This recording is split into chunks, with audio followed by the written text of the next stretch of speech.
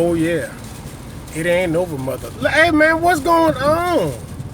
The day is Friday. Prime time Friday, as a matter of fact. 10 till 3 o'clock in the afternoon, 14:49 if you're into that kind of thing. And Friday nonetheless. Early Friday, late Friday, still Friday.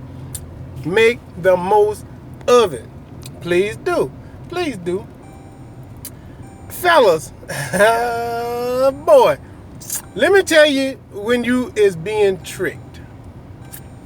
If you talking to a woman, and she tell you, you can just tell me what you into. You don't know. I might be into that too. That kind of advice goes along with, stick yourself, Tony. Stick yourself. Stick yourself. That's about as smart as that idea is. You don't let no woman into that crazy ass fucking carnival in your mind. That Barnum and Bailey ass circus that's going on in your head. Don't you let nobody know what you thinking up there. That shit is wrong and dangerous. Stick yourself, Tony. It's probably best if you just stick yourself.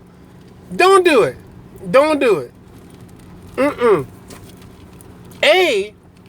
You don't want nobody that has become trusting of you to realize that you're insane. That you're insane. Maybe not even sexually insane, but damn it, you're crazy. Most men are. But when it's a sexual conversation and then you start getting comfortable with somebody, you don't want to scare them off. You want to, come here, little squirrel. Come here. Yeah, it's just one nut. Oh, that's okay. I'm just going to rub you. And then take you and stick you into the... You don't lure them in that close to run them off with some crazy shit like something you saw on a West Coast video. You know what I'm saying? Exotic Desires featuring me? Hell no, you don't tell no woman no shit like that. I've been down for a threesome ever since I was 6. These crazy ass fantasies and ideas are for the single and or the couples who are down to mingle. If that wasn't established before you did anything serious that required commitment and trust, skip it. You basically got to get out of that completely, out of that relationship completely, and then just start over fresh and then look for somebody. Let somebody know what they sign up for before you get in, invested.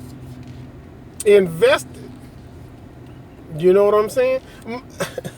It's adorable. My wife said it. She said it. But this was before there was a marriage and before there was as much bond as there is now. Yeah, well, you never know what, but she was speaking in general. You never know what women are into. You don't know what a woman might be okay with.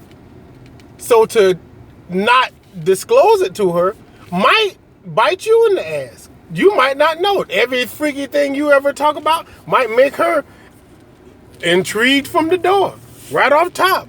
And you don't. That's absolutely 100% right. You sure are. You sure are taking a chance in not telling her that, but you're also taking a chance in telling her that. But before you have anything to lose, before anything's on the line, that's when you need to make that shit known. That way you can talk as friends or potential acquaintances. Yeah, I don't know if you ever heard me say it or not, but I like dressing up in a tutu, in a bonnet, and a cape. I like that. Really? Okay. I just happen to have a cape and a bonnet and a tutu at my house. Well, damn it, who knew? Who knew? These things we have in common. These things might make us compatible later on as we continue to talk. But don't wait until you done made, okay, I'm a man's man. I ain't never done nothing that would make you ever think that I wanted to be dressed like a woman. Okay, great. Don't wait till y'all get hooked up and situated and been together 2 years, and then now, when y'all break up, guess what she's telling everybody? Yeah, look, big old Mr. Bench Press 350 pounds. Love wearing dresses. Got a pair of high heel size 12 at my house right damn now. You should have never let her in on that list. That was your ticket to the grave, secret. I don't care if you was drunk. That ain't gonna ever go away. You don't know what I might be into. You can tell me, baby. If I ain't tell you in the beginning, that shit ain't ever coming out. It's never coming out. You just have to assume I'm normal, I'm regular, I'm ordinary, and there ain't nothing about me that I haven't told you yet. That's just too damn bad. If you couldn't get me to trust you beyond that before, it ain't gonna happen now. And if you let her trick you into doing it, oh fucking well, that's too damn bad. Too bad there, Chuckles. Yeah, he like to dress up like Chuckles the Clown and try to get me to play with his red nose with big shoes on. He a freak. Why you telling everybody? He broke up with me. Damn it. And you told her everything. Damn it, Chuckles. Damn it, Chuckles. The clown secret is out. It's out now. It's out. Stick yourself. Just stick yourself. If you're thinking like that. Wanting to be all honest and disclose everything. Boy, that's got to be a special bond you got with that woman now. Because there's some shit that just goes on in that damn Barnum and Bailey circus, and I hear that. Some people just should never know. Probably get us committed or turned into somebody. You ever seen this movie? It's called The Long Kiss Goodnight. Starring Gina Davis and the then slim Samuel L. Jackson. This is before Django and all that shit. He played such a great role. But the role he played was a dirty cop turned undercover detective. He is hired by Gina Davis, and Gina Davis got him doing all kind of shit, trying to find out who she is because she lost her memory. Anyway, but he was so good at that role, and as a dirty cop as he was known to say crass shit. He was bound to say something dirty. He cursed the whole entire movie, cursed her out, cursed everybody he ever met in the movie out. It was awesome. I loved it, and I love him. I hope we related. So, if you haven't seen the movie, fuck you, because you should have seen it, and it's a good one. But fast forward to toward the end of the movie, they get into all these different adventures throughout the movie and blah, blah, blah, blah. He does not know how to behave, but he will curse your ass out. Anyway, he's on TV with Larry King. Larry King is interviewing him at the end of all of this shit that happened. And Larry King says to him, our own reporter, Rose Tittymungus, whatever, says that you had quite an evening. Is that true?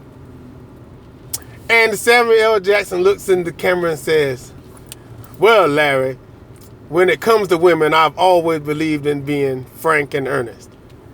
In LA, I'm frank, and in Baltimore, I'm earnest.